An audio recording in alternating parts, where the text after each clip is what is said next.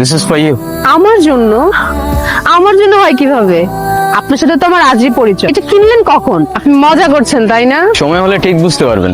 আসি, ভালো থাকবেন, নিজের খেয়াল রাখবেন, আর ফাঁকে থাকলে আবার দেখা হবে। আয়রা, কোথায় হারাই যাও বারবার? আরে দেখো না, ছেলেটা চলে গেল আর যাওয়ার আগে আমাকে এই বক্সটা দিয়ে গেল। কি করবো বুঝতেছি না। আদর তো একজন একটা গিফট দিতে দেখবি না? তোর কি আছে দেখ। নীরব? এটা নীরব ছিল? বস, এটা নীরব ছিল। আমাকে শুধু নীরবই আরো বলে ডাকতো। আমি কত খুঁজছি তোমাকে, আবারও তো কাছে নিয়ে হারাই ফেললাম। আর আমি ছোটবেলা থেকেই খুব ইন্ট্রোভার্টেড ছিলাম, কারোর সাথে কথা বলতে পারতাম না। আর সেখানে আমি তোমায় ভালোবাসতাম, কিভাবে তোমার সামনে গিয়ে দাঁড়াতাম আমি বুঝতাম না। তো আমি সেদিন এসছিলাম তোমার চিঠিটা পড়ে সেখানেই দাঁড়িয়েছিলাম। প্রতিদিন আগের মতোই চিঠি দিতাম আর দাঁড়িয়ে থাকতাম তোমার অপেক্ষায়, কিন্তু তুমি আর আসোনি, কখনো